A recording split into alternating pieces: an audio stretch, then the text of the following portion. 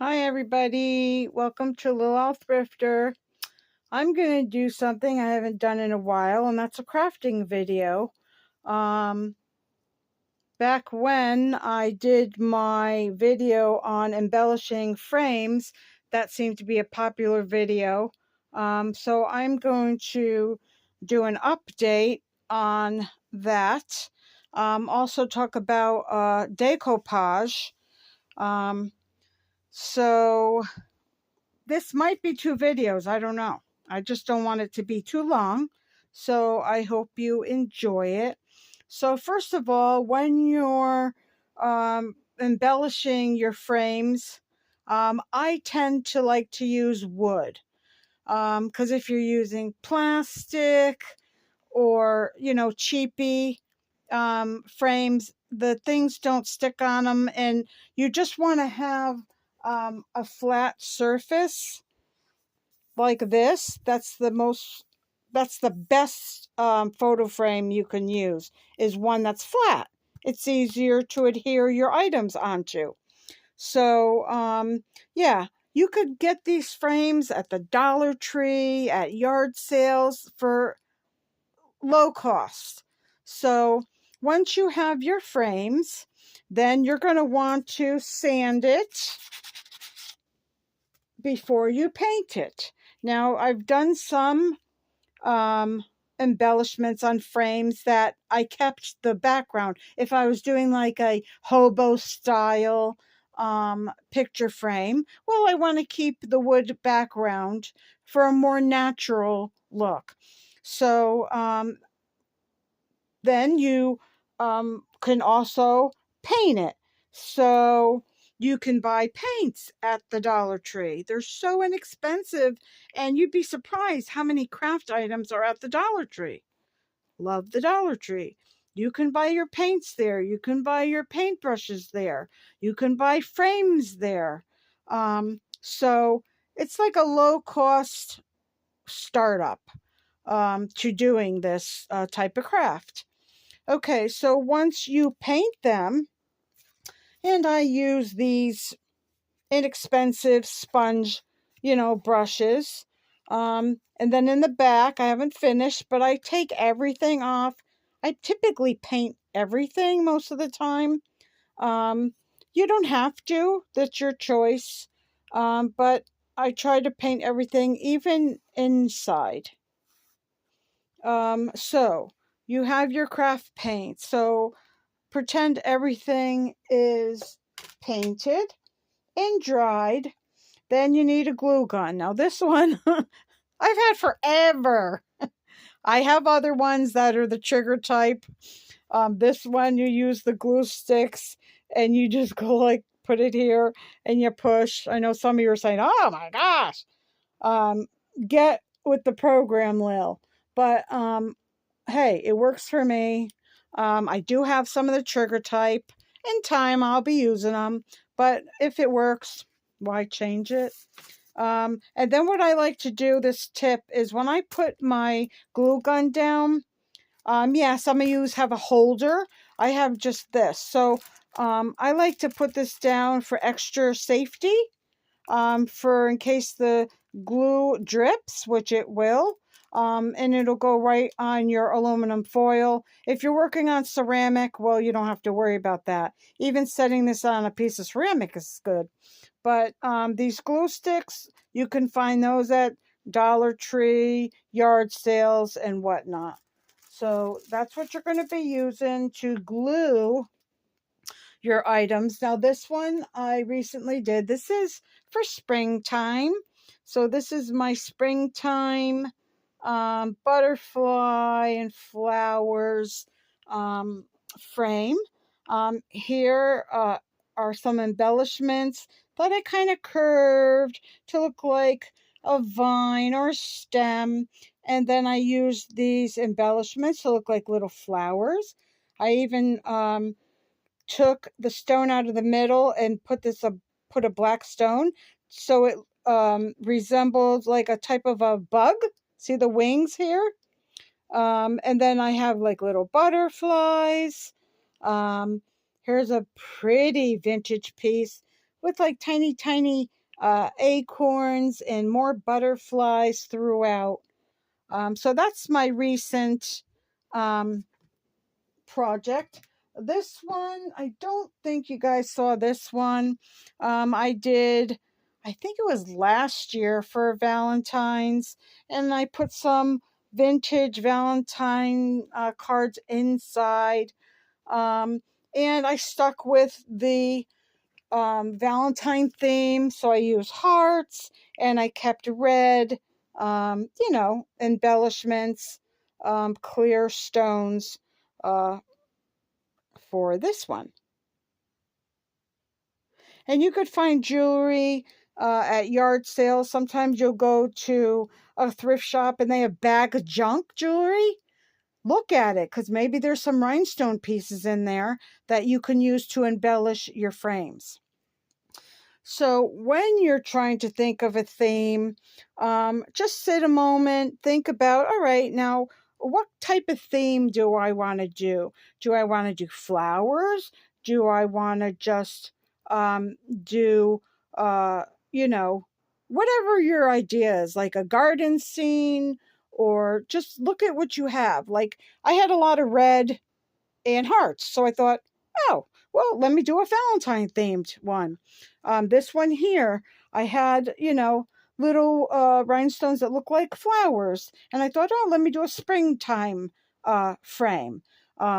So, things like that. Now, when you're starting, you're going to need some tools, certain tools. So you need scissors. So here is some items I typically use. Now your scissors are to cut your beads, so you could use the faux pearls or the pretty crystals. Now all this jewelry is broken.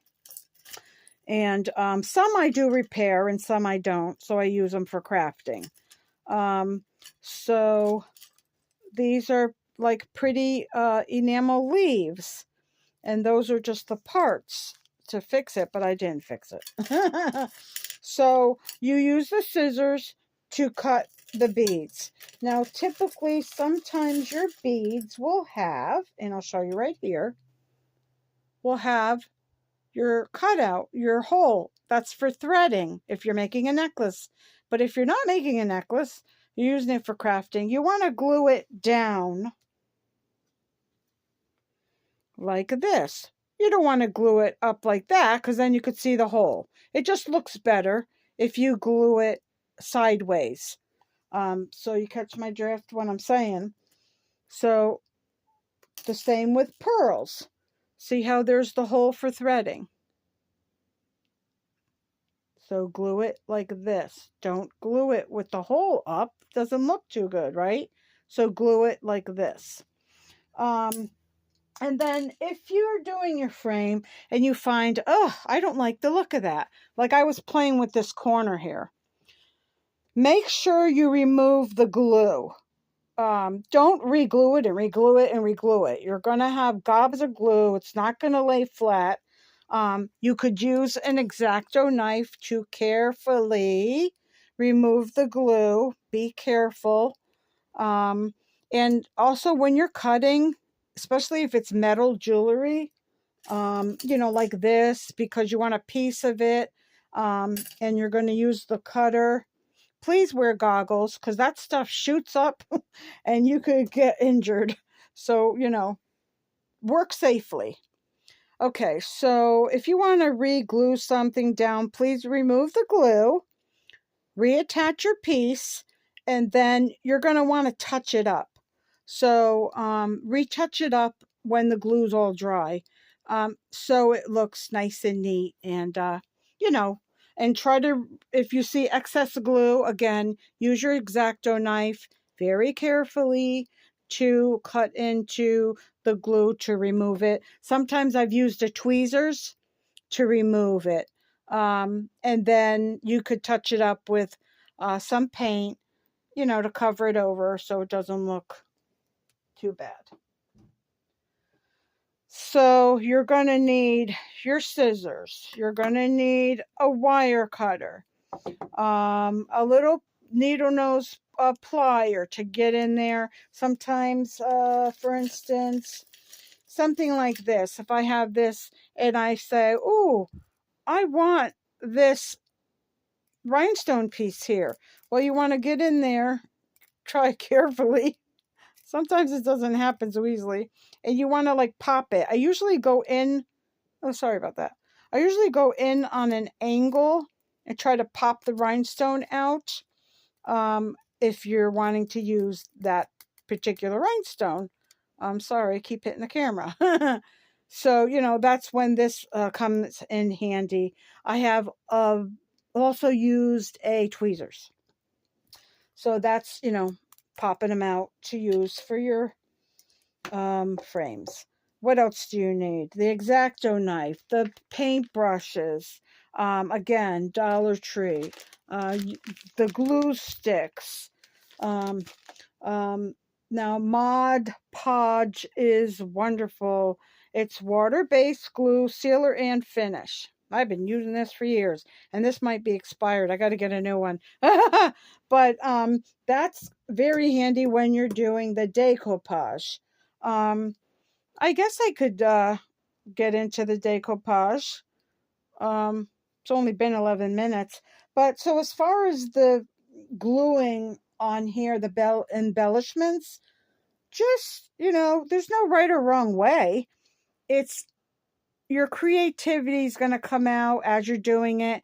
It's relaxing. For me, it is anyway. It's a de-stressor. Put on music, have a favorite cup of tea or wine or whatever you drink, and just enjoy it and have fun with it. So the jewelry, again, you could get at yard sales and thrift shops. And another thing with these strands of beads and pearls, you could use them to line the sides like I did here. This was all one necklace and I cut it. So it's good fill-in for the edges of your frame. I've even embellished the sides. You don't have to do that, but so that's where the strings of pearl come in handy. Like, see? And then you just glue it on, and you just take other things to cover up the edges that are open. And as you work with it, you'll see that it's a lot of fun, and you'll find your own way that works for you. I'm just showing you what I do, and you just got to have fun with it. So the decoupage part of it is you have to get, now what did I do with my bag? Hold on. Oh, it's over here. You can collect various paper. I wasn't sure if I'd have enough time, but I think I could keep talking. It's not that long. It's only been 13 minutes. So again, at yard sales and whatnot, you could get, borders. And I'll show you this. This is something I did. Decoupage. I just cut out I want to do it springtime. So you think of flowers, you think of birds. And so I got just pretty paper, and I cut it out, and you decoupage it and then stick it on, and then you decoupage it again, and you again can use these. Make sure it's clean, and use it to put it on. Heck, you could use your fingers, but then you smooth it on, wait for it to dry, and you could go back and do another coat. But I also got cardstock to put in the background, but you don't have to use cardstock. Here, hold on. And I'll show you that So for the decoupage part, I just found like paper, trim and borders that, see, I could cut this out and I could use that for decoupage. I could use this part for decoupage.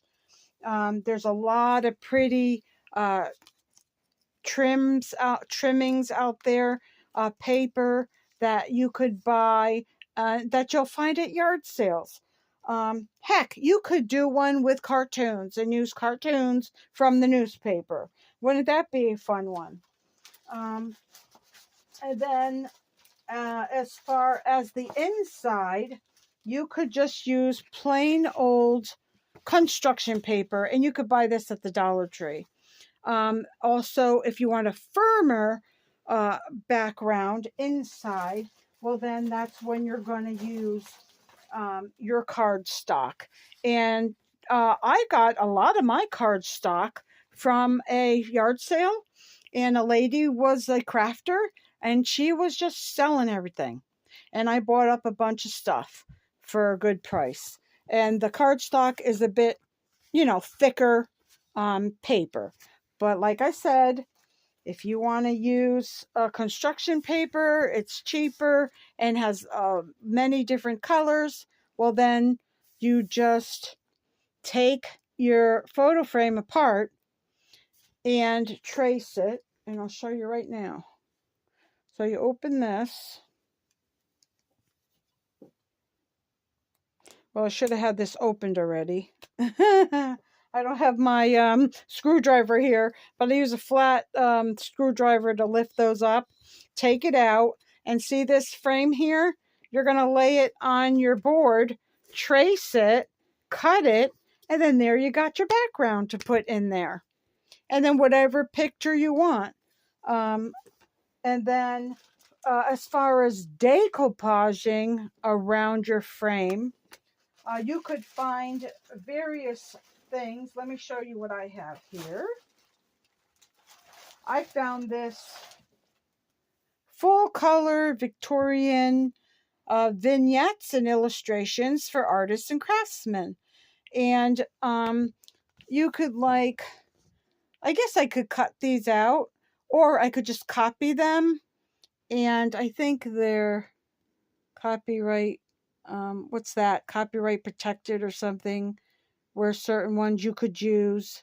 Some you have to get permission if you're gonna, say, you may use the designs and illustrations for graphics and crafts applications free and without special permissions, provided that you include no more than 10 in the same project. Oh, isn't that interesting? But you see what I mean? So I'm free to be able to copy these and then use them. Aren't they pretty? And use them for my decoupage. Other things you could use are doilies. There's many pretty doilies out there that you could cut, and that you could cut them out and adhere them to the surface, and then just brush on the decoupage just like a glue, and you just keep on layering and layering. And as you do it, you'll get used to it. And if you have any questions, just let me know. And funny, I found this article. It was from the St. Petersburg Times in Florida, 1968. Poor man's art of decoupage revived for all. So it says decoupage is the technique of applying a print to wood and varnishing it until a porcelain-like surface is achieved. It's a fascinating craft that goes back to the days of the earliest civilizations. So isn't that interesting? So when I found that, I thought, wow, that is so cool. And there she is. She's sanding her wood frame before she decoupages it. And I wonder if she's using Hyplar acrylic polymer gloss to hers. But I use the good old decoupage. So that was kind of cool to find that article. So yeah, so whatever you like, you could even do it with, well, you want to do it with material that's kind of thin, because I guess you could use cards, but it has to be a flat surface more, I would think, because when you're trying to get it around the edges, you'd have to bend it, and maybe it won't lay as flat or easily as a thin material like your doilies or your newspaper cuttings or these thin, pieces here when you print them out on copy paper, because they're just very thin paper.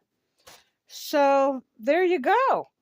So I hope I helped you a little bit with how to embellish photo frames and how to decoupage the wood frames there as well.